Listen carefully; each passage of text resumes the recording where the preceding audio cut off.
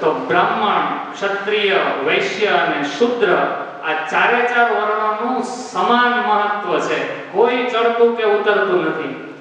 આવી ચર્ચા મિત્રો સાથે થતી ત્યારે એક મિત્રે એવું કીધું હતું કે ભાઈ આ વિરાટ પુરુષ ભગવાનનું તે વર્ણન કર્યું તો એમાં જ કીધું કે બ્રાહ્મણો યસ્ય મુખમાસીત, તો મુખ તો સૌથી ઊંચા હોય. પદભ્યામ શૂદ્રો અજાયત, એટલે શૂદ્ર તો પગમાં છે. એટલે ત્યારે મેં એને એવું કીધું કે મિત્ર, આ જે વિરાટ પુરુષનું વર્ણન કરું છું એ સ્વયં નારાયણ છે. અને નારાયણનું વર્ણન તું યાદ કર.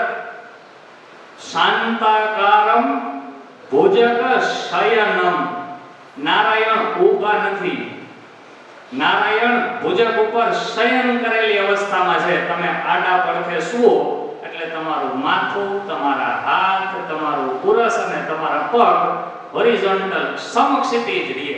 આમાં કોઈ ઊંચું કે કોઈ નીચું નથી, બધાયનું મહત્વ એક સરખું છે. આ વિરાટ પુરુષનું વર્ણન એમાં ચારે ચાર વર્ણો સમાહિત છે. આપણા ઘરેની દરેક પૂજામાં આ પુરુષ સૂક્તનો પાઠ ગોર મહારાજ કરતા જ હોઈએ છીએ. આપણું કદાચ પૂજામાં એટલું ધ્યાન નથી હોતું,